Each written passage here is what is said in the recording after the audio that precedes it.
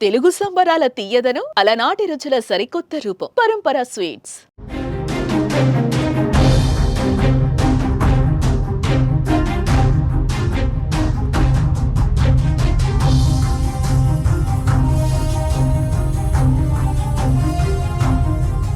దాదాపుగా 58 రోజులు 12 సంస్థల బృందాలు, రోబోల రంగప్రవేశం, 3 షిఫ్టుల్లో పనిచేసిన కార్మికులు, ఎండనక వాననక అధికారుల పర్యవేక్షణ, ఇలా నిరంతర ప్రక్రియగా సాగిన ఎస్ఎల్పిసి సొరంగంలో సాగిన రెస్క్యూ ఆపరేషన్ ముగిసినట్లుగా తెలుస్తోంది.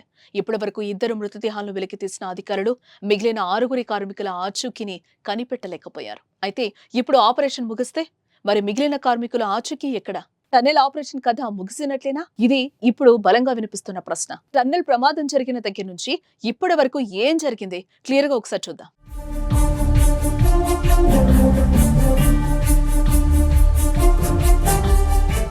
నాగర్ కర్నూలు జిల్లాలో శ్రీశైలం లెఫ్ట్ బ్యాంక్ కాలువ టన్నెల్లో ఫిబ్రవరి 22న ప్రమాదం జరిగింది. టన్నెల్లో పనులు చేస్తూ ఉండగా సొరంగం కూలడంతో అందులో 8 మంది కార్మికులు చిక్కుకున్నారు. ఈ ప్రమాదం అప్పట్లో దేశవ్యాప్తంగా చర్చనీయాంశంగా మారింది. దీంతో వారిని కాపాడేందుకు ముందుకొచ్చిన తెలంగాణ ప్రభుత్వం దేశంలోనే నైపుణ్యం కలిగిన 12 సంస్థల బృందాలతో సహాయక చర్యలు చేపట్టింది. ఈ రెస్క్యూ ఆపరేషన్ లో భాగంగా మొదటగా మార్చి 9న గురుప్రీత్ సింగ్, ఆ తర్వాత మార్చి 22న ప్రాజెక్ట్ ఇంజనీర్ మనోజ్ కుమార్ మృతదేహాలను గుర్తించారు. ఇక మిగిలిన 6 కోసం నిరంతరంగా రెస్క్యూ ఆపరేషన్ కొనసాగుతున్నా ఇప్పటి వరకు వారి ఆచూకీ తెలియరాలేదు.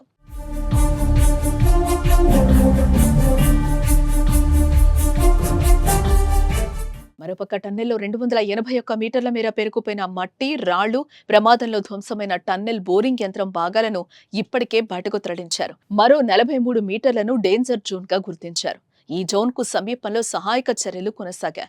ఈ డేంజర్ జోన్ లో పనులు అంత సులభం కాదని రెస్క్యూ బృందాలు తేల్చి చెప్పాయి. అయితే మరో 6 మృతదేహాలు లభించని కారణంగా అక్కడ పనులు చేయాలంటే పేరుకుపోయిన వ్యర్థాలను తొలగించేందుకు అనుసరించాల్సిన మార్గాలపై అధికారులు, సహాయక సిబ్బంది అన్వేషణ సాగిస్తున్నారు.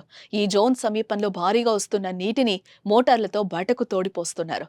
ఇదిలా ఉంటే సొరంగం కూలిన ప్రదేశంలో అక్కడక్కడా మిగిలిపోయిన టీబీఎం యంత్రం విడిభాగాలను దక్షిణ మధ్య రైల్వే సిబ్బంది గ్యాస్ కట్టలతో కట్ చేసి లోకో రైల్లో బయటకు పంపడంతో ప్రస్తుతం రెస్క్యూ ఆపరేషన్ ముగిసినట్లేనని, డేంజర్ జోన్లో పనులు చేయాలంటే మరింత సమయం పట్టే అవకాశం ఉందని అధికారులు వెల్లడించారు. అయితే ప్రస్తుతం ప్రమాదం జరిగిన ప్రదేశంలో రెస్క్యూ ఆపరేషన్ ముగిసినట్లు అధికారులు తెలపడంతో టన్నెల్లో చిక్కుకున్న 6 కార్మికులు కుటుంబాలు ఆందోళన వ్యక్తం చేస్తున్నారు.